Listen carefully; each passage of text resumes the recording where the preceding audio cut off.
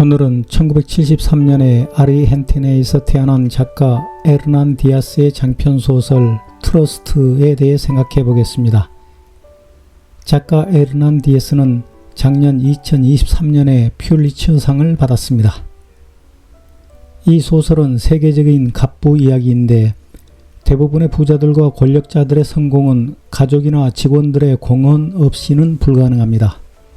하지만 이 소설 속 사내는 성공의 원인과 결과를 혼자 독차지하려고 거짓말을 합니다. 작가의 이러한 문제의식에 공감하는 나는 그래서 부자들과 권력자들의 자서전에 쓰여진 내용을 믿지 않고 그런 책 자체를 거의 읽지 않습니다. 그럼 이 소설에서 기억해 둘 만한 에피소드를 중심으로 몇 편의 영상으로 소개하겠습니다. 벤저민은 주식과 채권으로 세계적인 갑부가 됩니다. 그의 아내는 어느 날 예기치 않은 심각한 정신병을 앓게 되고 그녀를 치료하기 위해 2명의 의사가 등장합니다. 첫 번째 의사 프람은 벤저민이 병원 한 동을 완전히 비워 아내만을 위한 장소로 개조하기를 원하며 그에 따른 비용과 충분한 대가를 지불하겠다고 하지만 프람은 벤저민의 간섭을 노골적으로 싫어합니다.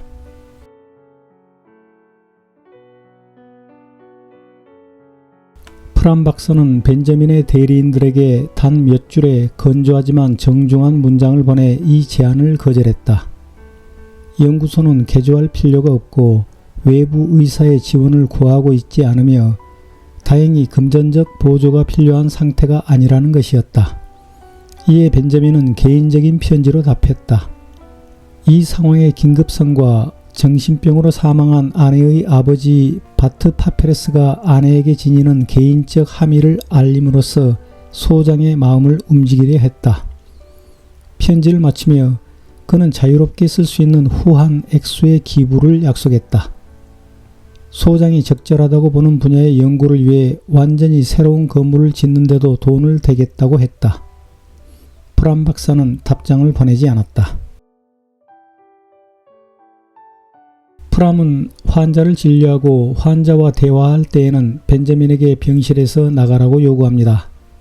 그럴 때마다 벤저민은 분노가 치밀어 오릅니다. 헬렌을 치료하기 시작한 지 얼마 지나지 않아 순수한 형태로 아무 간섭도 받지 않고 증상을 관찰하고 싶다며 그녀에게 투여했던 약물을 끊기 시작합니다. 점차 약물을 줄여간 끝에 진정제를 완전히 끊자 그녀의 광증은 정점에 이르렀다. 벤저민은 아내에게 다시 약을 투여하라고 요구했다. 정신과 의사는 벤저민의 위협적인 목소리에도 동요하지 않고 며칠이 더 필요하다고 말했다. 프람 박사의 접근법은 전혀 규칙적이지도 예측 가능하지도 않았다. 그는 하루 오후를 잡아 헬렌을 여러 번 만나거나 뚜렷한 이유 없이 며칠 동안 면담을 중지했다. 벤저민은 이런 일이 전문가답지 못하게 변덕스럽고 전반적인 방법론이 부족하기 때문이라고 생각했다. 답답함을 느끼고 프람 박사에게 문제를 제기하며 설명을 요구했다. 최근에 벤저민은 그녀가 간호사들과 독일어로 대화를 나누며 미소 짓는 모습을 보았다. 간호사들에게 말할 때 그녀의 말투는 독일어라는 거친 언어를 쓰는데도 더 부드러워졌다. 그녀는 그들의 눈을 들여다보았다. 손짓 때문에 말에 생기가 돌았다. 한 번은 짧은 산책을 하고 돌아오던 벤저민이 프람 박사와 함께 풀밭에 앉아있는 그녀를 보았다. 그녀는 키득거리고 있었다. 벤저민은 자기가 가진 돈과 인맥의 힘으로 의사를 바꿔버립니다. 그리고 두 번째 의사 아프투스는 첫 번째 의사 프람과는 전혀 다른 성격이고 다른 치료법을 씁니다. 아프투스 박사는 언제나 벤저민의 질문을 받아주었으며 치료법의 모든 측면을 대단히 상세하게 의논했다.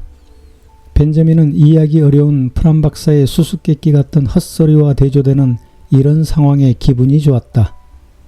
아프투스 박사는 유창하지만 공들인 인위적이고 기적적인 영어로 처음에는 장뇌유로 실험해 보았으나 장내유가 경련 유도체로서는 반응이 느려 폐기했다는 이야기를 해주었다.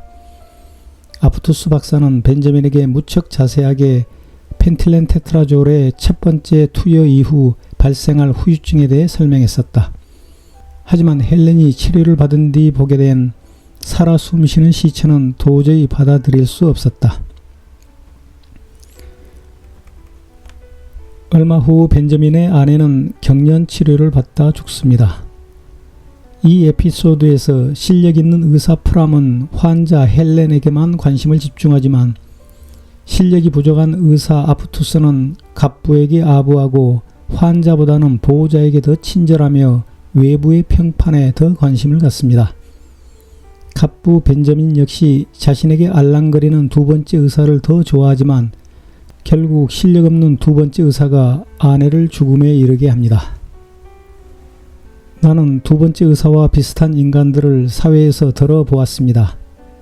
실력이 없는 자는 업무보다는 아부와 접대에 더 매달립니다.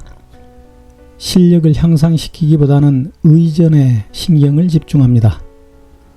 품질과 실력으로 계약을 성사시키는 것이 아니라 술 접대, 골프 접대, 성 접대로 더럽고 끈적끈적한 인맥을 만들어 계약을 따내는 짓거리를 많이 보았습니다.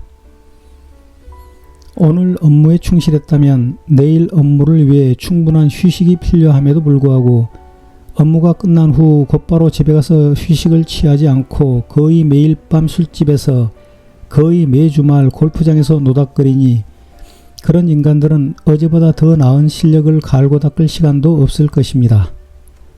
물론 나는 인맥과 접대를 절대로 실력으로 인정하지 않습니다. 대학 졸업 후 지난 38년 동안 그렇듯 아부와 접대를 자주 하는 인간들과 아부와 접대 받는 것을 좋아하는 인간들을 참으로 많이 보았더랬습니다.